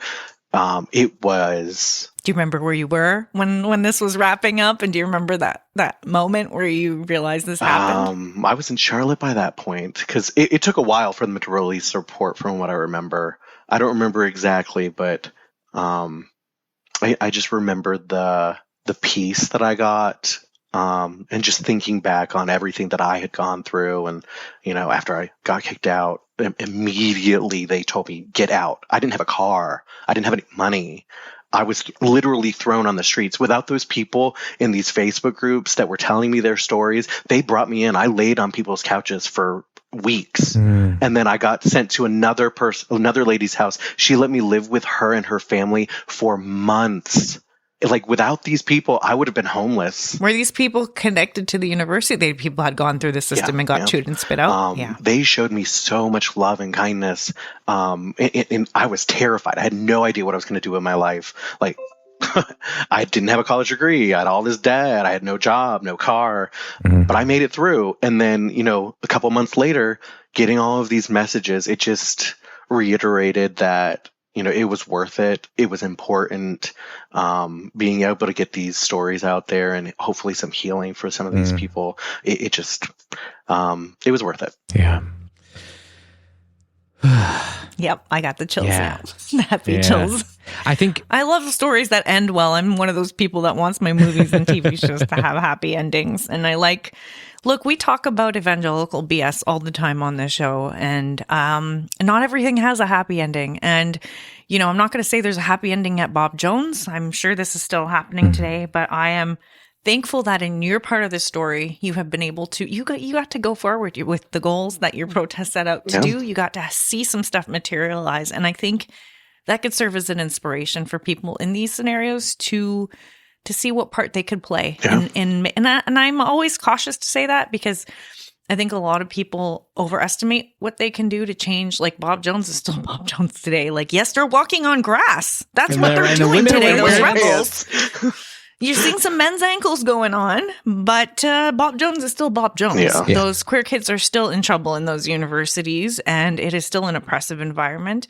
But you shone a light, and you brought awareness, and you helped people who had been victimized and silenced felt heard. Yes. And that's huge in those scenarios. So I'm thankful for what you've done, and I appreciate you choosing to come to tell your story and to talk with us about all that. Thank you both for having me. Yeah, absolutely. I really appreciate it. I know it's been a long time, but it's good to remember, where we've come, where we've gone, our path. Yeah, absolutely. So, I had said that we had three main goals. It was remove Chuck Phelps, bring in an investigative body, and then revamp the counseling. Part of the Grace investigation, Bob Jones committed to revamping their counseling. I don't know what it's like, but at least they have revamped it somewhat. So, I have bad news. Oh no. I mean, I'm sure you probably did your due diligence and read through as much of the report as you could. It's 300 pages, so it's a lot. Yes. It's a lot to go through. There were two names specifically mentioned quite a few times as problematic people at the university, and I'm sure you can figure out at least one of them. Jim Berg. Jim Berg, exactly. That name comes up with anyone who talks about Bob Jones. Yep. And so the report had recommended that Jim Berg be removed, if not from the university entirely, at least kept far away from doing any counseling and psychology program. They did for a time, temporarily, and he's now back. He's on their psychology or counseling faculty. Right now? Last I checked, which was a few months ago. I am surprised his old ass is still alive. Yeah, with that evil in his heart. Oh my God, right? You know that evil eats you from the inside out. I'm surprised he's not just a shell of a man now. I'd like to actually see him. I'm willing to bet those pictures of him on his ministry. He's got a ministry website for some stuff that is some curriculum. They're probably 20 years old. Yeah, it's probably from 2006. Yeah, our time. Yep. Yeah. So that's sad one to hear. Yeah, and that's one unfortunate. And then Rand Hummel's name actually came up apparently in the report. Yes. And I don't know the aftermath of Rand Hummel, but I do know that I've heard his favorite sermon illustration that he tells often. I went to the Wilds camp for my senior trip in high school. Was the Wilds. That sucks. Oh, what a lovely senior trip. I know. A week at the Wilds and having to listen to Rand Hummel bloviate about his accomplishments. Went to the counseling room. She was weeping, and the sponsor came and said, "Can you help us?" I said, "Well, tell me a little bit about it." I said, "Well, we don't know her well. She's only been in our school a couple months. She's very intelligent, but she never smiles, and she doesn't have any friends." I went back and sat across. She continued to weep the longest time. And finally, she looked up at me. She said, "God hates me." I said, "Young lady, life is not fair, but God's love never changes. Why do you think God hates you?" She said, "If God loved me, all these terrible things would never happen in my life. I don't even know who my real parents are. They dumped me off at an orphanage. My mom and dad that adopted me. When I was 9, they started fighting and they got divorced. Mom got married again when I was 11. From the time I was 13 to 15, my stepdad took physical liberties with me. Mom found out and divorced him. God hates me." I said, "Young lady, you've lived a very difficult life. But let's look at your sin in this situation." When I said that, she lost it. She said, "My sin, it wasn't me. My mom, my dad, my stepdad." I said, "Yeah, you've allowed this sin of these folks to create such anger and hatred and bitterness in your heart." Then it says, "Lest any root of bitterness springing up trouble you." She didn't have any friends. "And many be defiled." She never could smile. Finally, God broke her heart. She got on her knees and asked God to forgive her. When she got off her knees, I said, "That's the first part in handling this bitterness and anger. Now you need to go home and ask your mom, your dad, and your stepdad forgiveness for your hatred towards them." She said, "Rand, I can't." I said, "You've got to. You exercise yourself." The book of Acts, to have a conscience void, empty of offense between God and men. Finally, she said, "I can't do it," and left camp. I got a letter from her. She said, all the way home, couldn't get out of my mind. Finally decided, no, it's too hard. I can't deal with this. She said, "When I got to the school, I couldn't believe it. My dad was visiting there to pick me up. And all the way to the house in his truck, I couldn't even talk. And finally he said, 'What's wrong?' And I started crying. Then I asked him to forgive me for being so angry with him because he left me when I was 9. She said, I went in and made things right with my mom and called my stepdad." Gang, I'll never forget what she wrote at the bottom of that letter. She said, "Finally, for the first time in my teenage life, I can smile." This was the worst sermon I have ever heard in my entire life. It wasn't just bad, and it was short. The piece I listened to, but I was traumatized after listening to this really short part of him sermonizing, and I was like, sermon illustration. This man is pure evil. Like, I was just blown away at how terrible of a human you could be to say those things out loud. As a complete side What's note, his name? Rand Hummel, I can't even say his name anymore. As a side note, I cannot imagine the levels of abuse. Now, I have not heard any stories, but the levels of abuse that have probably occurred at that Wilds Christian camp, and I went there for years. Oh, I would not be surprised with what they teach, the people that are there, just the openness. Can you imagine thinking that you're right and putting that on YouTube for the public to hear? I think somebody, because it's from a chapel sermon at BJU. He's at they leaked it. Mm-hmm. Yeah.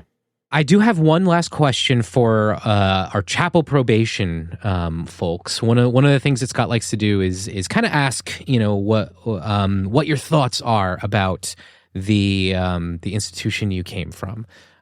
So where do you fall on this scale? How do you feel BJU, about Bob Jones University? Yeah. So here's the scale. On the one end, BJU is extreme, but I understand, for some people it can be okay. On the other end is fuck BJU, burn the whole thing down. Do you fall somewhere on the spectrum of that, one end or the other? Well, I mean, can I be both? People have their own ability to go to Bob Jones if they choose to, but literally fuck Bob Jones. If it burned down today, I would not shed a tear. I think it is a cult. You would go get your marshmallows. Literally, I drive down to Greenville right now. I do not blame you. Yeah. Like, I don't sit here thinking about it every day. I'm not pressed about Bob Jones anymore. But I do take a lot of comfort in the fact that they went from, when you were there, Nate, I think they were around, 7,000 students, 8,000? I think around the time that I was there, it was probably somewhere between 6,000 and 8,000 in total. That included undergrad and the grad school. But by the time I left and the protest happened the next year, it was basically cut in half. And I take a lot of pride in the fact that I hurt their bottom line. I am sad that it didn't close. I wanted that place to shutter. But fuck Bob Jones. Yeah. There is still hope. There's still hope for the future. I have hope for the future. I as we talk on our podcast, if potential students look, the reality is, they used to try and control all the media you brought in. Apparently, there's even more of that. Kids being allowed to listen to stuff that they couldn't access. They can have headphones now. Yeah. Right. I kept. Look, I had an iPod, and I kept a pair of those little earbuds in my pillowcase. Yeah.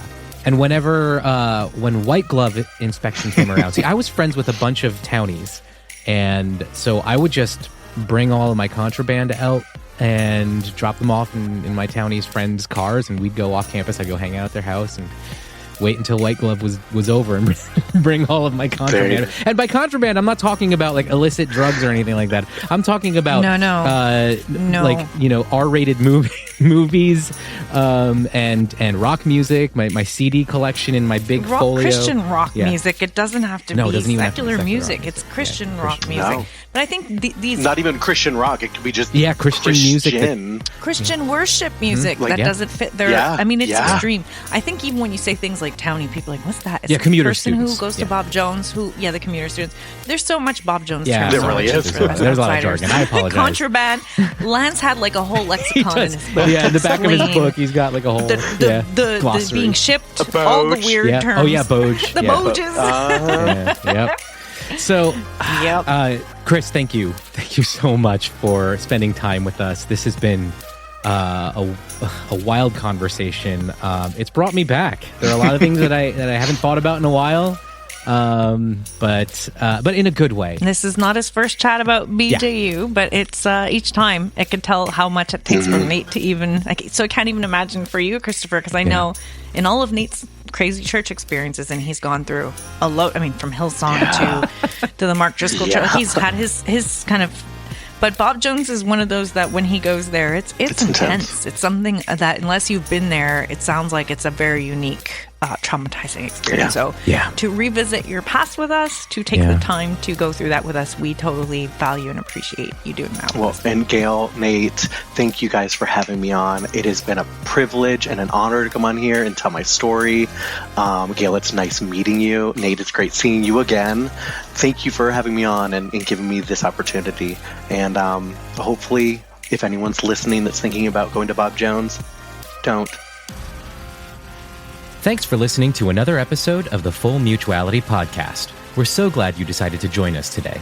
If you haven't already, please subscribe to us on your favorite podcast app. We're available on Apple Podcasts, Pocket Cast, Spotify, and pretty much every other podcast app. Just search for Full Mutuality on your app of choice or visit our website, fullmutuality.com, for links to all the apps you can subscribe to us on.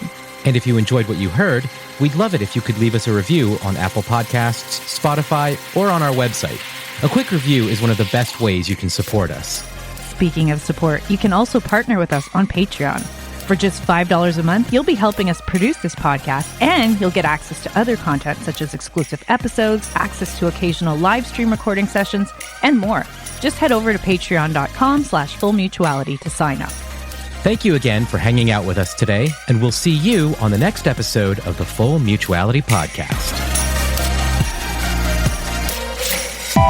This is a Dauntless Media Collective podcast. Visit dauntless.fm for more content.